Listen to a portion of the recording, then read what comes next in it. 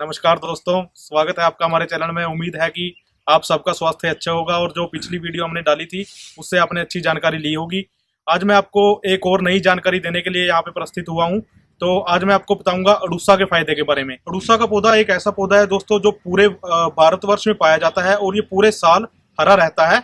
बस जो ज़्यादा ठंड होती है उस टाइम इसके पत्ते थोड़े मुरझाते हैं, नहीं तो ये पूरे साल हरा रहता है। हिंदी में इसको अड़ूसा, वसा और जो ये इसका इंग्लिश वाला नाम है वो है इसका मालाबार नट, इसको बोला जाता है।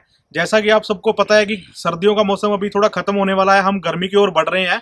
तो सर्दियों में हमने जैसे जो गर्म चीजें खाई होती हैं, किसी ने अलसी के लड्डू खाए होंगे, किसी ने पंजीरी, या जिसको हमारे उत्तर भारत में दाबड़ा, सांदा कई नामों से जाना जाता है, जो आटे की और घी की बनी होती है। तो उसके कारण क्या है कि हमारे शरीर में कफ हो जाता है और कफ की समस्या हमें, जैसे अभी गर्मी की तरफ जा रहे हैं तो कफ की समस्या आने की हमें मतलब संभावना रहती है।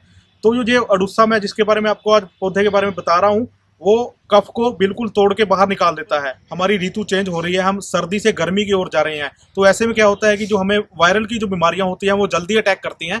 तो जैसे कफ की जो बीमारियां होती है वो इस समय ज़्यादा पकड़ करती है। जब हम सर्दी से गर्मी की ओर जा रहे हैं तो कफ पिघलने के कारण जो समस्या होती है, जैसे कि हमें खांसी की, जुकाम की, बलगम रेशा की समस्या होती हैं, ये हमें ज़्यादा अटैक करती हैं। और ये ऐसी बीमारी है अगर घर में एक सदस्य को होगी तो दूसरे को होना लाजमी है।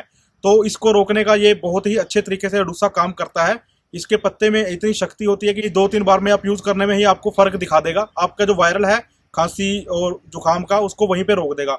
इसके साथ साथ इसके लेने के आप 2-3 घंटे के बाद देखोगे जी आपका जो जमा हुआ बलगम है, जैसे कहीं छाती में बलगम जमा रहता है तो बार बार वो खांसी के साथ बाहर आता है तो दूसरों को भी इन्फेक्टेड करता है। तो वो आपका जो बलगम है 2-3 घंटे के अंदर ही पिघल कर आपके मुंह से ही बाहर मतलब निकल जाएगा। और दोस्तों जो फेफड़े के रोग होते हैं, फेफड़ों के लिए मैं बताना चाहूँगा, जैसे फेफड़े के हमारे कई रोग होते हैं, अस्थमा होता है, दमा होता है, कईयों लोगों को सांस लेने में मतलब दिक्कत होती है।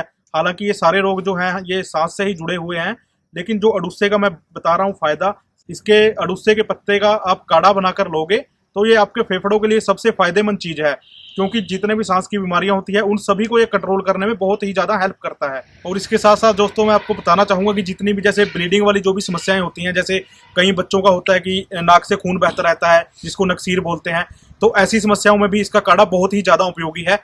तो इसके साथ साथ जैसे जॉइंट्स पेन में कई बार रहता है, जॉइंट्स पे पेन होने की वजह से सूजन आ जाती है, शरीर में कहीं भी सूजन हो, जॉइंट्स पे सूजन हो, तो उसमें भी अगर आप इसका काढ़ा यूज़ करोगे तो उस किसी भी तरह की किसी कारण से सूजन आई हो तो उसको भी ये ठीक कर देगा। तो दोस्तों अब बात आती है कि इसको लेने का कैसे तरीका है, प्रयोग करने की विधि क्या है।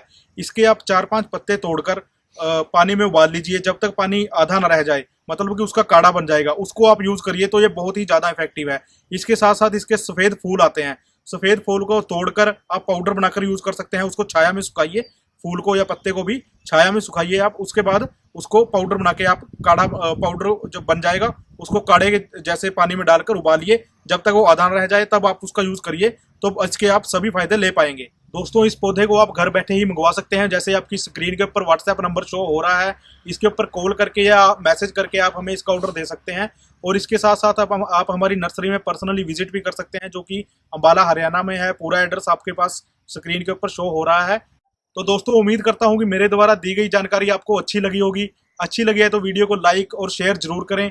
और इसके साथ साथ आप हमें कमेंट बॉक्स में लिखकर ये भी बताएं कि अगले पौधे किस पौधे के बारे में या किस रोग के बारे में आप हमसे जानकारी चाहते हैं। तो हम पूरी कोशिश करेंगे कि आपको आयुर्वेदिक पौधों से जुड़ी हुई बिना कोई केमिकल के उसका सोल्यूशन दे पाएँ।